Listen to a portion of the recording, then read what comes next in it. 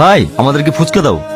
তুমি এখানে আজ 3 বছর ধরে তোমাকে পাগলের মতো খুঁজে বেড়াচ্ছি, তোমার কি আমার কথা একটুও মনে পড়েনি? আরে আরে এই কি করছেন আপনি? আপনার কথা আমি চিনিই নি। এসব তুমি কি বলছো? তুমি আমাকে চিনতে পারছো না?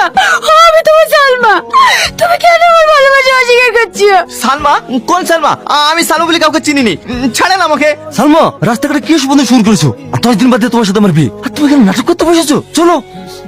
আমি যাবো না, আমি যাবো না।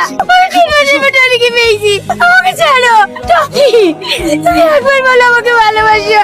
ছি ছি ছি ছি, আমার ভাবতেই ঘৃণা হচ্ছে। তুই আমার মেয়ে হয়ে সামনে একটা ফুচকা লাগে ভালোবাসিস? আঙ্কেল শুধু তাই নয়, ওই ফুচকালার সঙ্গে যা ব্যবহার করেছে না, আমার ভাবতেই ঘৃণা লাগছে। ওখান থেকে তো আসতে চাইছিল না, আমি জোর করে নিয়ে এসেছি। সালমা, সামাদ কি বলছে? কথার উত্তর দাও।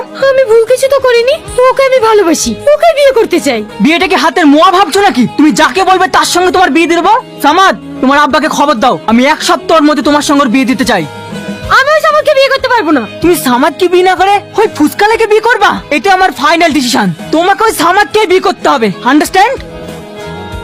আজকের পর থেকে ও যেন বাড়ির বাইরে এক পা না বেরোতে পারে। তোমরা সব সময় ওর দিকে নজর রাখবা। আমিও দেখছি ওই ফুচকালার সঙ্গে ও কিভাবে বিয়ে করতে পারে। এটা কি টনিদের বাড়ি? হ্যাঁ, কিন্তু তোমাকে তো ঠিক চিনতে পারলাম না মা। আমাকে আপনি চিনবেন না, আমি কলকাতা থেকে আসছি। টনি বাড়িতে আছে? হ্যাঁ আছে। একটু ডাকেন না আন্টি। বাবু একটু বাইরে আয় তো, একটা মেয়ে তোর খোঁজ করছে। কে? কি ব্যাপার? আপনি আবার বাড়িতেও চলে এসেছেন? টনি তুমি এইভাবে বলো না, আমার খুব কষ্ট হচ্ছে।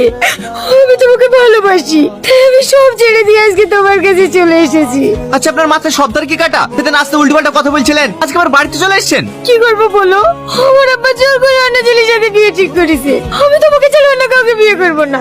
তুমি কি সত্যি আমাকে চিনতে পারছো না টনি? আবার সে চিনতে পারছো না? আরে আপনাকে আমি কবার বলবো, আপনাকে আমি চিনিনি। আপনি কেন বুঝতে চাইছেন না? তুমি একবার বোঝার চেষ্টা করো। তোমার জীবনে যদি অন্য কোনো মেয়ে এসে থাকে, আমাকে তুমি বলো, আমি চলে যাব। কিন্তু তুমি আমার ভালোবাসা অস্বীকার করো না প্লিজ। দেখো মা, আমার ছেলে যখন তোমাকে চিনতে পারছে না, তুমি আর জোর করো না। ঘরের মেয়ে ঘরে ফিরে যাও, তাহলে তোমার বাবা মা চিন্তা করবে। না না, আমি বাড়ি যাবো না।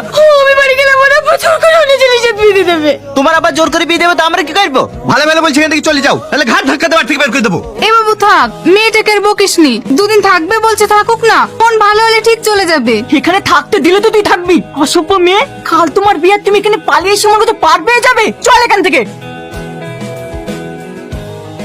কি ব্যাপার টনি, তোদের বাড়িতে সালমা এসেছিল? আর উড়াই বা কারা? ওভাবে টানতে টানতে লিগালো। তুই ওই মেয়েটাকে চিনিস নাকি? চিনবো না মানে? ও তোর প্রেমিকা, তুই ওকে পাগলের মতো ভালোবাসতি। কি আবার তো বলছি? তুই কি ওই মেয়েটার মধ্যে পাগল হয়ে গেলে নাকি? আমি পাগল না, তুই ভালো করে মনে করে দেখ। তুই যখন 3 বছর আগে